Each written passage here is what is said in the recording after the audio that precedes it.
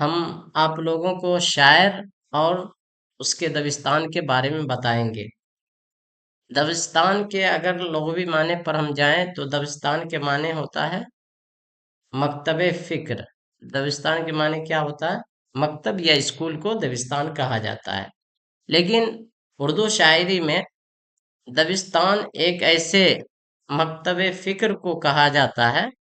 دبستان سے مراد وہ ادبی یا فکری مکتب فکر ہوتا ہے جس میں کچھ لکھنے والے شاعر یا مفکرین ایک جیسے خیالات، اسلوب یا موضوعات اور فن خصوصیات کو اختیار کرتے ہیں۔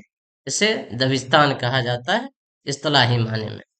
آسان لفظوں میں یوں سمجھ لیجئے کہ جب چند اہل قلم ایک ہی انداز فکر اور طرز اظہار کے تحت ادبی تخلیق کریں تو ان کے اس گروہ کو، یعنی ان کی اس جماعت یا گروہوں کو دبستان کہا جاتا ہے۔